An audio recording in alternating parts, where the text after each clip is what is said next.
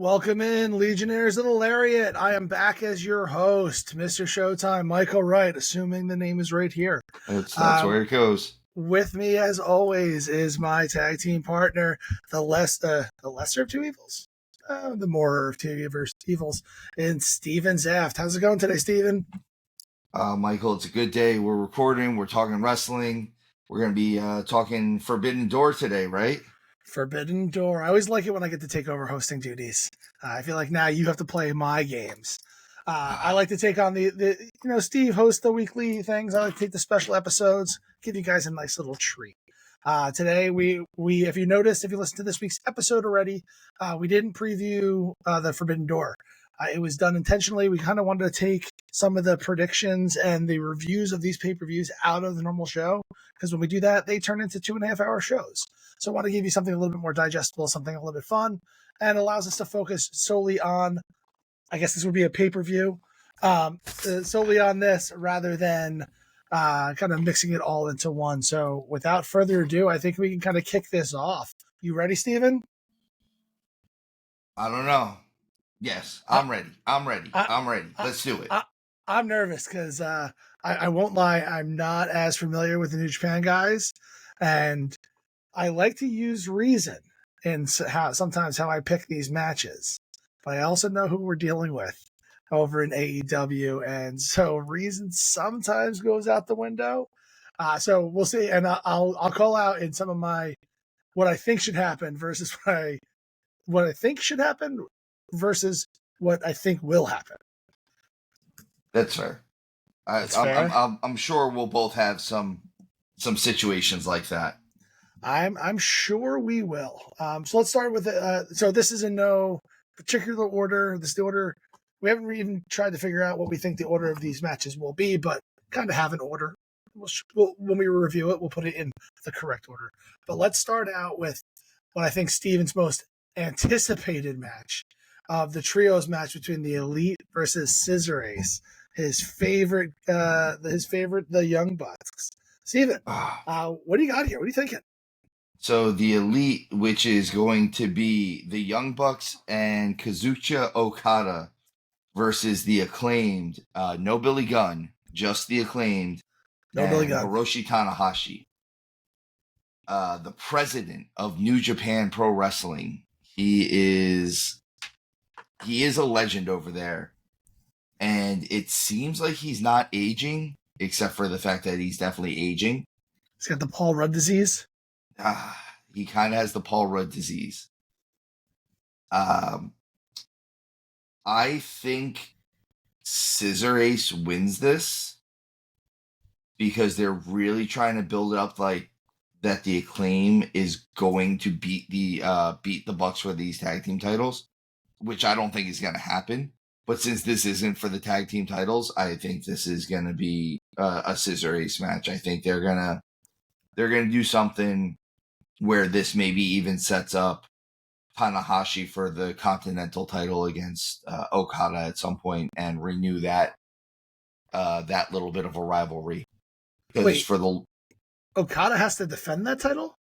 As he does sometimes, or he has title eliminators. It's not the same thing. I don't know. No one from the team of the Elite has defended their title in months. Ever? Not in Everdom. But Tanahashi and Okada were kind of going back and forth towards the end of it, kind of seeing who was going to still... It's kind of like the old lion and the young lion, except for neither one of them are very young. So there's that. Lions. They're just lions. Lions fighting lions, I guess. It's even a lot of your stuff. I agree with you on this. I'm also taking Scissor Ace. A few things to add on to what you have here. So President Trump's EVP, I think, in this situation, I think that would be the higher title. So obviously that's why you'd make those decisions. I agree with you 100% around the title stuff, the tag team title stuff.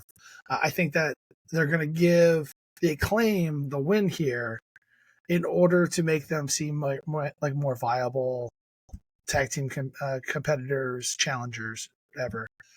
At the same time, I don't think they're winning those titles from the Young Bucks. I think they're going to have to pry those titles out of their cold dead hands. I think the other thing is that this kind of gives New Japan a win. I know the Acclaimed are AEW guys, but going through this card, like I went through a pretty fine tooth combed, and I'm trying to give New Japan wins as well as AEW because like I could really see AEW sweeping this whole card. But why do this if you're going to just make yourself look like a second-rate company? So they got to get some wins throughout here. So this was one of them that I thought they could easily give this up and propel a storyline. So I'm with you. We both got Scissor Ace. I want to know why. Do you know why they're called Scissor Ace? So Hiroshi Tanahashi is called the Ace of New Japan. So that's that part would of make it. the Acclaimed the scissor? Yes, because they always do the scissor me daddy ass thing. Okay. It's dumb, but it also got them over. So Fair. Who knows? Who knows? I'm with you. I'm picking up what you're putting down. So for the next match, we have the Learning Tree. So you'll learn something with Jeff Hobb. I know you were talking about earlier how you thought they were going to do the Jeff Hobb Open Challenge, but it looks like he's Jeff Cobb. Sorry, Hobb. My bad. Jeff Cobb. You're confusing Jeff Cobb with Will Hobbs. Yeah, because they're about the same size. Regardless, they're getting sucked into the Jericho vortex. So I have Jeff Cobb versus Samoa Joe, Hook, and Shibata. I remember the days of what felt like yesterday, because it was, of Samoa Joe being in the main event fighting for the world title. And now he's in this trios match. And it feels like so long ago that he was world champion. And now he's just falling down the card. Because in basically a comedy gimmick, too. Yeah, I just don't know how we got here. I have all the respect for Joe. And I don't know how he went from badass at the top to goofing around with Hook. Like a guy who makes complete sense to be at the top of your card in Samoa Joe. He looks like a badass. He acts like a badass. He sounds like a badass. Like, say anything you want about Samoa Joe. I actually really love Samoa Joe promos. Like, they completely make sense. For how he delivers them, he's very well spoken about it. Like it comes out very clearly, but at the same time, like not like maniacal genius, but like I'm speaking clearly so you can understand every word I'm about to say to you, because I'm telling you exactly how I'm going to kill you. Let me slow this down so you don't miss any of the details. Yeah, and like now he's in a comedy gimmick with Hook and Shibata and Jericho and Big Bill and Jeff Cobb, who, by the way, if this match was just Jeff Cobb versus Samoa Joe, I would be in on this. I'd be so in on this match. You got two big athletic dudes. Jeff Cobb, I think, he either was an Olympian or he was like an Olympic alternate for wrestling in like New Zealand or something like that. He's a big heavyweight. Like, he's probably about like Otis size, who is another like I use Otis because it's another Division I All-American wrestler type guy, and like him and Joe would have put on a banger by themselves. And now we've got this thing. It's wonderful. This is for you, Steven. This is for you. This one's just for me. I mean, this is I can't believe I'm saying this. This is tough, right? I'm going Learning Tree. Really? I'm going Learning Tree. I think the only reason to have Joe, Hook, and Shibata win this would be to get Hook closer back to that FTW title. Yep. I don't know if they're ready to do that yet, or if that's even in the cards. I don't know. As it is, this is two trios matches in a row that we're going over too. And well, I doubt that they're going to be back to back, but I doubt they're going to be back to back too. But that just proves that we have two trios matches. There's a lot of matches with a lot of people in them. There's a lot of matches on this card. This is not a 5-match WWE card by any means. You know, this was one of the, like, I think 2 matches that I was really on the fence with, because I agree. right now, and after I finish the sentence, I'll decide on who I want. But going into this, I think Samoa Joe, Hook, Shibata will win. Let's see at the end of the sentence if I agree with that still, because Jericho's already gone over on Hook and Shibata recently for the FTW title, and they have to figure out how to get it back on Hook, because that's not a real title that needs to be passed around the company. It's one that fits Hook. It's just his player piece. It's his accessory.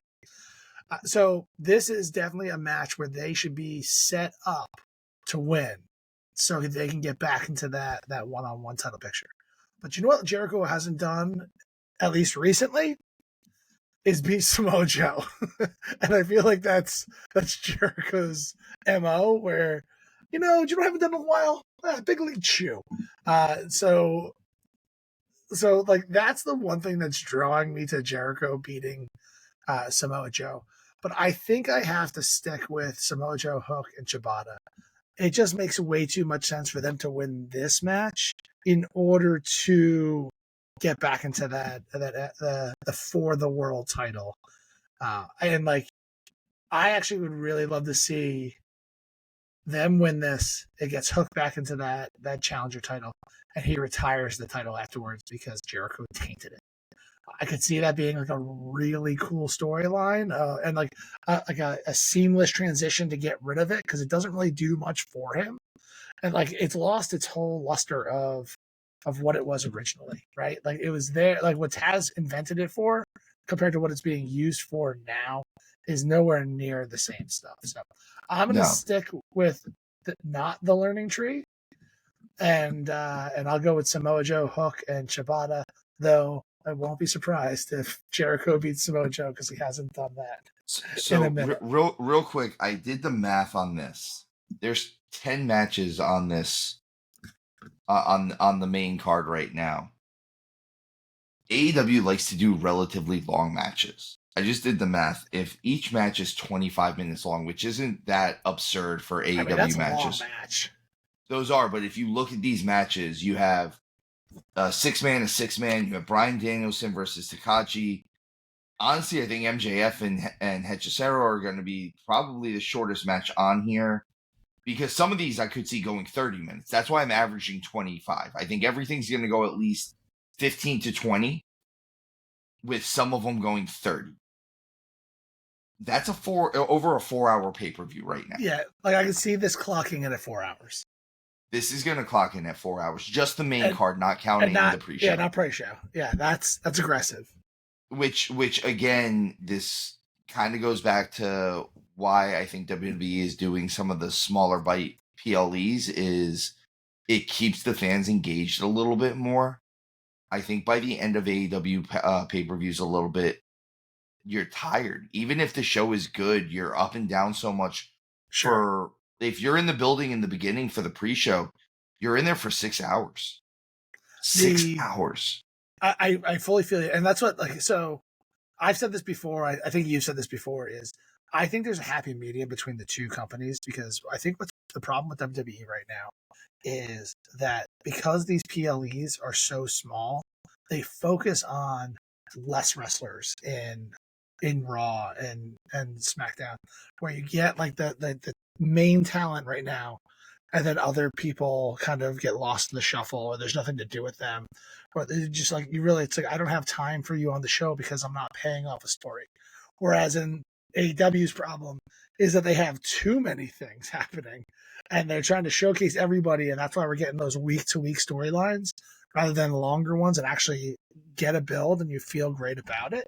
So I think they're the happy medium is it's probably 7 matches, and you kind of alternate who we're talking about on a week-to-week basis. Like a solid just over 3-hour pay-per-view, maybe 3. Yeah, that's a good sweet spot, 3 hours, maybe 3.5 with some good segments and some video packages and stuff like that. I can definitely see that. All right, let's get back to the picks. So the next one is Bryan Danielson versus Shingo Takagi. Did I say that right?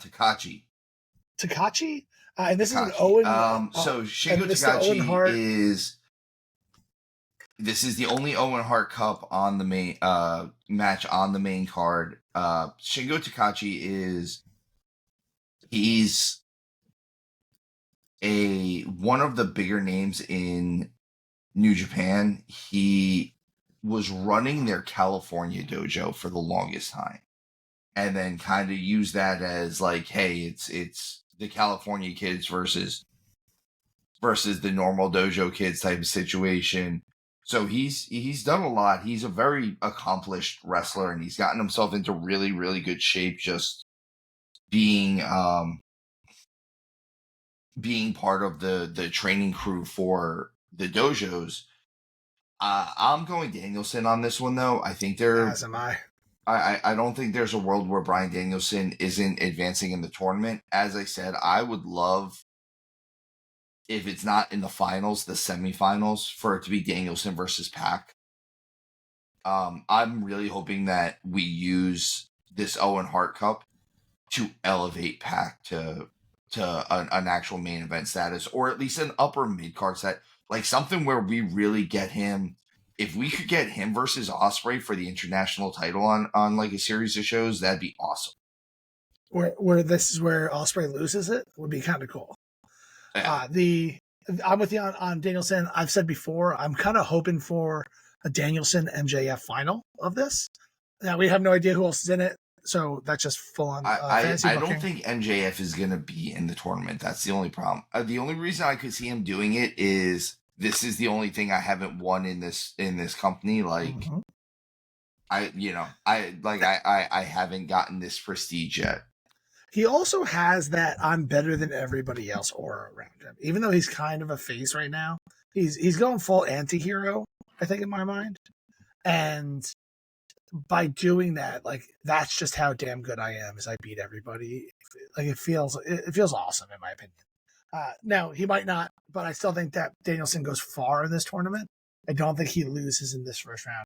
And I feel like there's a few of these picks throughout this card where I think that it's like clear AEW wins over them. And that's why, particularly why I chose Scissor Ace. Because I was like, oh, that's one I can see them giving them that win so they can make things like this win happen.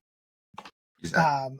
So next, we have MJF versus Hechicero. And otherwise known as Ray Hechicero. Yeah. His mask is crazy in the picture I'm looking at least, which is fun. He's Hechicero means the wizard. Nice. Wizardry magic. Ray Hechicero is Wizard King. I learned this. Nothing about his outfit looks wizardy though. The mascot is wizardy. So I believe it's supposed to be the wizard because he's such a good technician that he's magical. I'm surprised he's not feuding with Jericho, because isn't Jericho a wizard? He definitely, in order to stay viable for this long and making people keep coming back to him, there's definitely some sort of black magic. I think he's actually said the words though that he's a wizard. Of course, yes. Getting past that though, MJF. This is MJF. It's got to be, right. Like, this is his return match. His main. Yeah, this is his return pay-per-view. In his home, right? This is in Long Island. Yeah, like he's walking there. It's in Long Island. Listen, let's not debunk this amazing feud between MJF and Hechicero that has been going on for days. Like, I don't understand why this hasn't been coming in. Like, that Roosh was just kind of like a warm up for him, and they built it. They tried to build it to like nothing. And that should have been what was going on. Like, they could have brought these guys together and let this one really breathe, and they haven't. But you have him at his hometown. Get ready for like a 20-minute MJF promo before this match or after this match. So like your 4-hour plus pay-per-view has now started creeping towards 5 hours. Like, I don't think there's going to be a ton of video packages, and I don't think there's going to be a ton of promos. But he's going to drop a 20-minute on you. Oh yeah. All right. So, what do we got next, Michael? So next we have Jon Moxley versus Naito. Is that right too? Wrong? Naito. Oh, sorry, butchering names. Tetsuya Naito, former IWGP World Heavyweight Champion, former IWGP Intercontinental Champion. And this match is for the IWGP World Heavyweight Championship. So I could see them using this as the way to get the title off Moxley. The only reason why I'm going to say it's not happening is because I feel like they're going to take the title off Moxley in Japan. So I'm going Moxley on this one. I don't see a world where AEW ever has Moxley lose because, if nothing else, they gave him creative freedom, and according to Moxley, he's the toughest guy in the entire freaking world. He is the toughest guy in the whole world, except for all those tougher guys. I'm going to go against you here. I'm going Naito. I think this is the perfect opportunity for AEW to do whatever else they want if they can win back their title from an AEW guy at Forbidden Door. I think it just makes way too much sense to do the title drop here. I get what you mean, that it's like, I think maybe they get a rematch in Japan where he beats Moxley again. But at this point in time, I think this is like the perfect match for Naito to take this title and kind of move on and get a match on AEW as far as how everything's building, where like I have some other wins here that are going to go the AEW way, but now that they got their main title back, now AEW can do whatever they want. So that's kind of how I see this going down. But also, I think the TNT title match, there's only two people that could be considered New Japan guys. So and like the one thing I would really like to see is this being the main event. I don't think it will be. I actually think this might be the main event. Really? I would like to see it the main event because it makes sense. They've done it mid-card a lot of times, but it's because the IWGP champion at the time was not an AEW guy. It was not Jon Moxley. And I know last year it was, I forget who it was. I'm so sorry. But whoever the IWGP champion was, it was him versus Jack Perry, which there's no way that was going to main event the show. But so I'm this Swerve Ospreay is the main event, though. I think it should be the main event. I think those two could close out the show, though. It could be like a main event and co-main event type situation with those two. I mean, with those two matches. When you have three co-main events, you only still have one main event, though. Whatever one goes on last. This is true. But I would like to see this one be the main event. But I think it's going to be Strickland versus Ospreay, which it just is. Like, it falls short for me because it's a cross promotion and you have two guys from the same promotion fighting for the title. Like, again, we've said a few times how we weren't the biggest fan that Ospreay is fighting Strickland on this show. Like, it really should be a Japanese guy going for this title, while like a lot of the other titles have a New Japan person going up against AEW. I don't understand why all of this isn't that. Like, this whole Learning Tree versus Joe Hook and Shibata match has no business being on this card because it should have been. No, the only person from New Japan on that is Jeff Cobb. Yeah, I guess like you add him in the same as the other trios match. The other trios match has 5 people from AEW, 1 person from New Japan. Well, and it kind of feels like, so even the Hechicero thing, like that's a CMLL thing. Like, I would have liked to have seen them do a little bit more with that. Like, they have Monet versus Stephanie Backer. I believe I'm saying that right. I'm sorry if I'm not.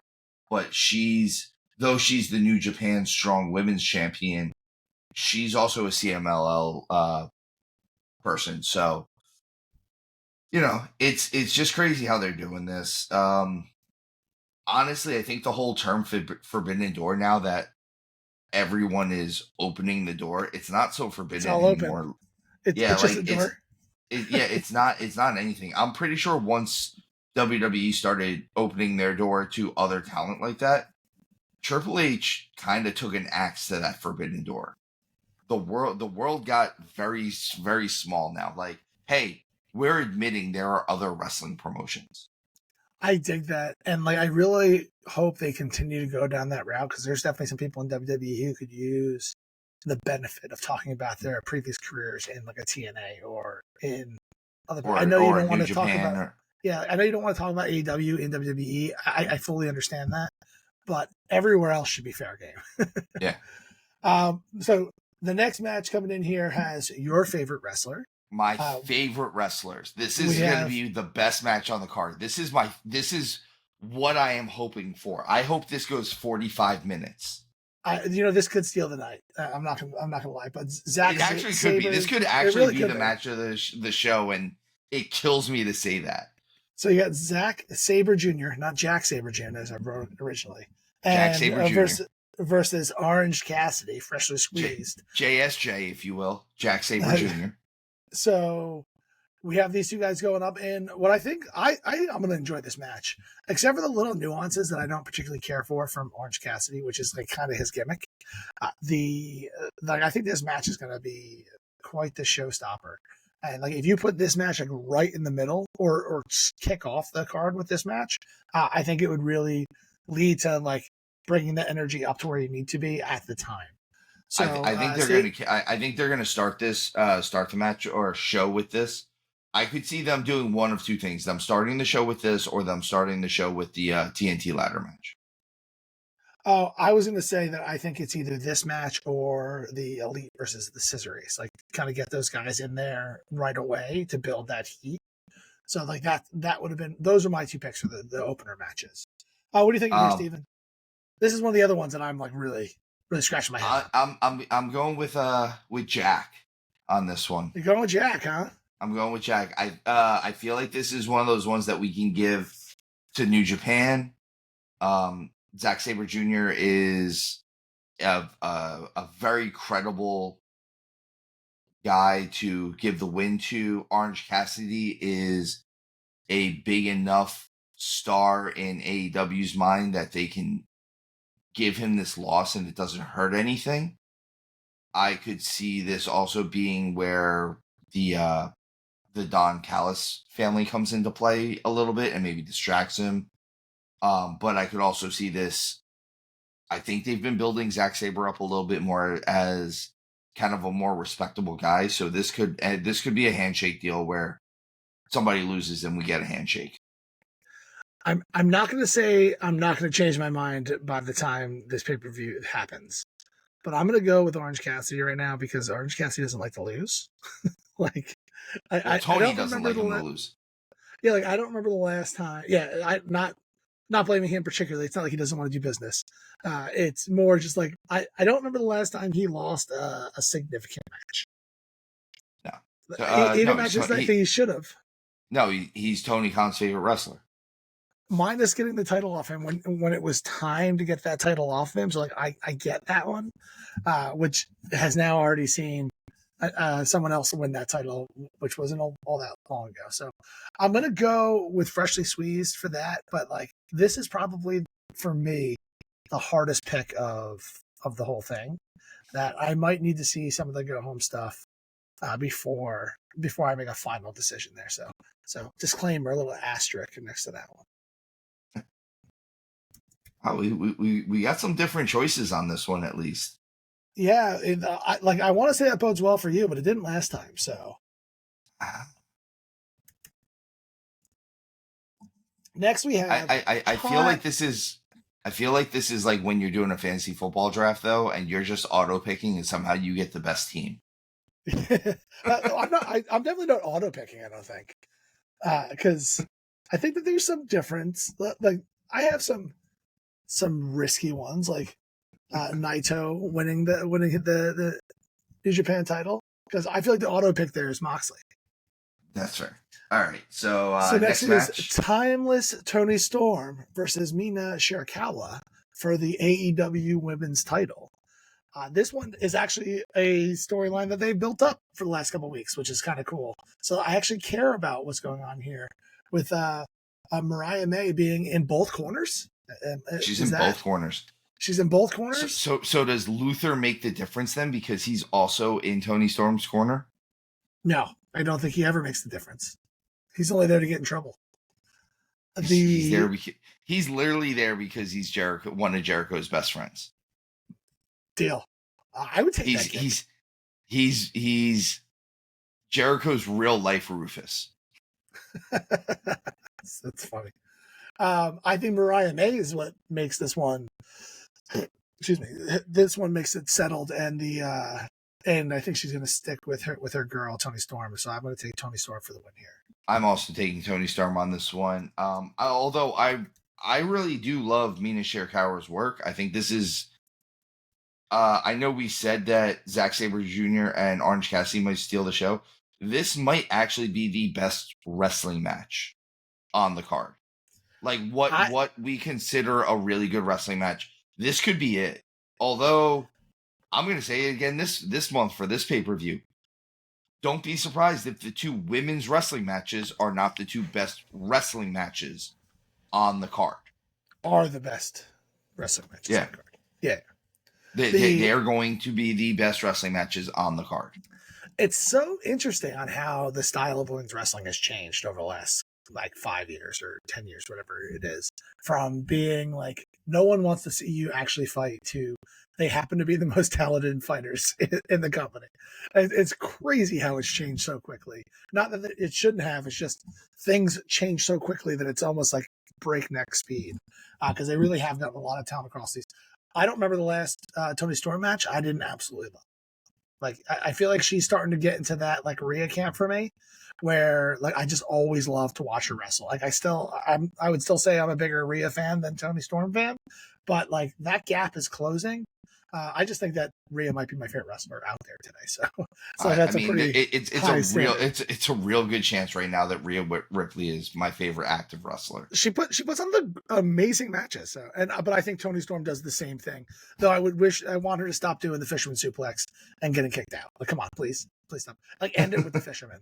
Listen, if we ever we always joke about if anyone's listening, Toni definitely listens to this show if she ends with the fisherman suplex in this. So that's the proof. So I'm with you on that. So we both got Toni Storm. Let's talk about the other women's match on here, which is a title versus title match. You got Mercedes Moné and Stephanie. How do you say her last name? Say again. I don't want to say. I think it's Vacker. It's I just looked it up. I believe she's Colombian, is what I saw. Okay. I just knew I was going to butcher that, and I really that one was going to be rough for me. And this is for the AEW TBS Championship and the New Japan Strong Women's title. So this is title versus title. I'm surprised there's not more of these on this card. I think there really should be. And I think this is going to be a fantastic match. Or at least champion versus champion. Yeah. I don't care if it's title versus title, but I don't care if both titles are on the line, but I feel like there should have been more champion versus champion. You should have went and gotten the CMLL heavyweight champion to get in there or something like that. Maybe have had him versus Moxley for the IWGP title. That would have been cool. And I would have liked to have seen that. Honestly, I'm surprised they don't try to get a working relationship with the NWA and try to get some of those guys in here. I don't think I think a lot of those guys aren't necessarily on this level, but still, I wouldn't mind seeing EC3 versus Moxley for title versus title either. That would have been cool. I would like to see the NWA get a bit more higher profile opportunities because how storied that history is to where it's kind of an afterthought today. Which is funny because they actually stream on the CW app. You can watch their weekly show on the CW. See, I didn't even know that, and I help run a podcast.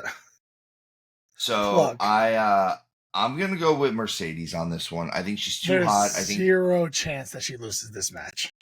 I think there's zero chance she loses this match. I think the only way that this match doesn't go all the way to Mercedes if somehow this becomes a draw of some sort. Time limit draw. That was going to be exactly what I said. That's the only way I see Moné not winning is if it's a tie. All right, so she's just she's too hot. $12 million woman. She was supposed to, and the only reason why she didn't win this NJPW Strong title originally was because that was the match she got hurt with Willow, and they made a pivot on the fly and gave it to Willow. I think this is where we're at. Which also, this might move into her and Willow getting a rubber match for both titles. Oh, interesting. That would be cool. Let's see. Sometimes I have good ideas. Yeah, it happens once in a blue moon. Well done. Actually, that was my idea. I said that earlier. He stole it. What a jerk. So he's right. The next match here is going to have absolutely zero Jamokin as we go through. I'm actually changing this from the TNT Championship ladder match to the Jamokin Championship ladder match. I think that's a good move there. So we have the finals, the TNT Championship ladder match with Takeshita. We have Mark Briscoe, Jack Perry, Dante Martin, Lio Rush, and El Phantasmo. In my opinion, I really only see two people winning this match. I just don't know how it's not one of Takeshita or Jack Perry. I want to say Briscoe in there, but I just don't see. I don't think it's going to be Briscoe, especially since he's got the Ring of Honor title. I think a dark horse in this is Dante Martin. Okay. I don't think he's going to win it, but I could see them being like, hey, we're going to shock everyone and put it on Dante Martin. And like, this is how we build him. I don't think it's going to happen. That's not my pick, mind you. Here's what I'm saying. Down. You're locked in. There's no take back. That's not how this works. Here's what I'm saying. Different. Takeshita should win this. Agreed. I think Jack Perry is going to win this. Agreed. I want nothing more to be wrong here because we were talking about this. I don't know if we were talking about this on the show or on the sidebar. I think the Jack Perry temper tantrum after losing this title is more entertaining than him winning this title. And I think that can go really far. And you can get a Jack Perry Takeshita kind of match. The problem with Takeshita right now is that I feel like he's kind of a jobber these days. And I absolutely hate it. I think he's entirely too talented for that. Too talented. And that's why I want him to win this. Like, I really want him to win this match. When we started this podcast, you didn't even know who Takeshita was. And immediately after that first Will Ospreay match, you got turned into a Takeshita fan. Yeah, he's fantastic. Like, he really does. And like, I think AEW has no idea how to book him. They don't know what to do with him. He's so different. Like, it's not like he's a small dude. He's what? I think they said 6'3" or something like that. 6'4". He's like 240. He's a real heavyweight. He's a real heavyweight. He's a true athletic heavyweight. And they just don't know what to do with him. And truthfully, part of the only reason I don't want to see him win the TNT Championship is because I would like to see him get the world title. Honestly, I'd like to see him be higher than that. Like, I really need Ospreay to get out of the Don Callis family, so Takeshita could be the face of it. Exactly. And treat him like the face of it. And this would go a long way with doing that, but instead, I'm going to pick Jungle Boy because the Elite needs to have a championship on every single person. That annoys me. And here we are. So we're both taking Jungle Boy. And now what I think's going to be the main event, but I hope it's not. We got Swerve Strickland versus Will Ospreay for the AEW World Championship. Steven, I know what I think should happen, and I know what I think will happen in this match. What are you thinking? All right. What should happen? Cool. Is that the Don Callis family should cost Will Ospreay the world title. Fact. Because if for no other reason, he's getting too big for his britches. He just said he doesn't need them. He literally just said that on TV. I don't know where heel factions say, hey, I don't need those guys. And they're like, you know what? He's right. We need him more than he needs us. I can appreciate his honesty. Judgment Day. Yeah, but Judgment Day really does need Priest. Yeah, that's true. All right. So what should happen is Will Ospreay should not win the world title. Should not win the world title. Should not win the world title. We are in agreement on that, right? Like that is where we are at. What do I think is going to happen? I think Will Ospreay is winning the world title. I think Will Ospreay is winning the world title because there's a difference between booking rationally and booking. Ooh, this is my new favorite toy. Let's put a second title on him. Ooh, and maybe he can beat next week. He'll beat Jack Perry, and he'll be the TNT champion too. He'll be the AEW World International Television Champion. Can he get that bar so he can kind of hang all the titles from it? So we both got Ospreay. We both have Ospreay. My thing is the whole thing with Ospreay is he shouldn't be winning the world title right now. If you are going to book him to win the world title, it should be at Wembley, right? Like it should be at Wembley. Like yes, get that cheap 80,000 person pop. Like, am I thinking outside the box? Am I the weirdo? You can tell me. I'm normally the weirdo, but I feel like I'm not. This isn't outside the box thinking. I think this is so obvious that we could both be wrong here, and I'm willing to take the L here in order. But like, I just don't trust Tony. Like, fool me once, shame on you. Fool me twice. I really hope that there's like I really hope this Will Ospreay match and this TNT Championship ladder match, we both take L's on that one. Yes, because these are the two easiest. I know what I think should happen versus what I think will happen. And so that's where we're at. So Steven, I'm recapping what we have here. We both have Scissor Ace over the Elite. You have the Learning Tree. I have Samoa Joe, Hook, and Shibata. We both have Danielson winning the Owen Cup match. We both have MJF. You have Moxley, and I have Naito getting that New Japan title off of Moxley. You have Zack Sabre. I have Orange Cassidy. We both have Tony Storm. We both have everything else Monet. Is all the same throughout. We both have Jack Perry.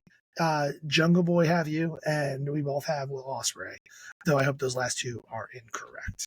So that's where we're at, Steve. You have a chance. You have a chance to close this gap up. So you can't catch me.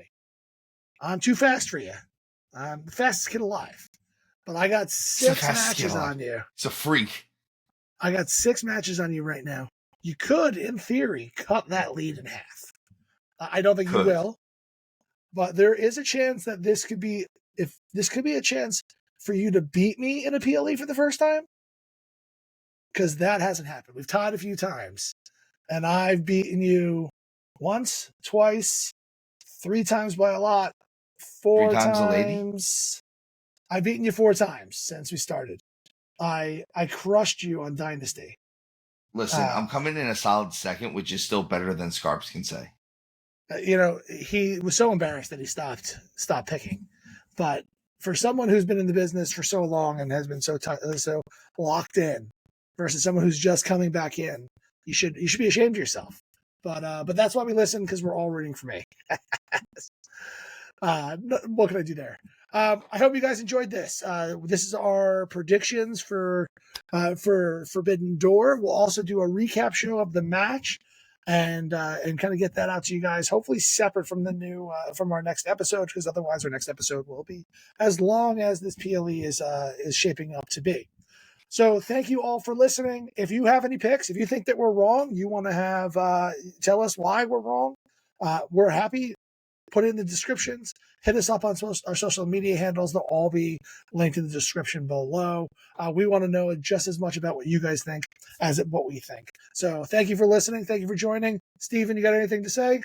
Nope. Thanks, guys. Thanks for coming through. Thank you all, Legionnaires of the Lariat. We appreciate you more than you can imagine. Have a great day. Have a good one.